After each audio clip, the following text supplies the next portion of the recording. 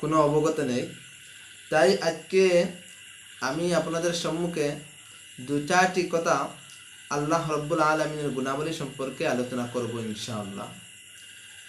আল্লাহ পাক রব্বুল আলমিনে কালামুল্লাহ শরীফের মধ্যে কিতাব ফরমাইছেন, সূরা লুকমানের 27 নম্বর আয়াতের মধ্যে আল্লাহ পাক রব্বুল আলমিনে ফরমাইন, ولو أن ما في الأرض من شجرة أقلام والبحر يمده من بعده 7 أبحر ما نفدت كلمة الله إن الله عزيز حكيم।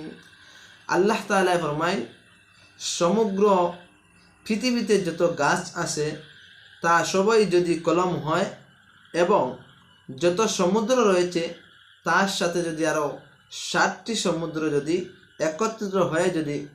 একত্রিত হয়ে সাগরের জলকে যদি কালি বানানো হয়, তবুও মহান আল্লাহ রব্বুল আলমিনের গুণাবলী লেখে শেষ হবে না। সুবহানাল্লাহ। নিশ্চয় আমরা জানি মহান রব্বুল আলমিন প্রতাপশালী এবং মহাবিজ্ঞ।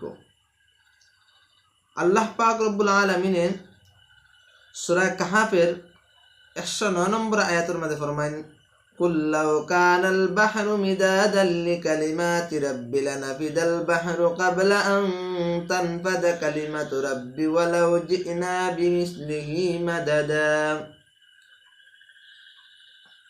হে নবী, তোমরা জানাইয়া দাও, আমার প্রতিপালকের কথা লিপিবদ্ধ করার জন্য গোটা সমুদ্র যদি কালিতে পরিণত হয়, তবুও আমরা প্রতিপালকের কথা শেষ হওয়ার পূর্বেই সমুদ্র নিঃশেষ হয়ে যাবে। এরপরেও যদি আমরা আরও সাহায্যার্থে অনুরূপ আরও সমুদ্র নিয়ে আসি, তবুও মহান রব্বুল আলমিনের গুণাবলী লেখে শেষ হবে না। ব্যাখ্যা।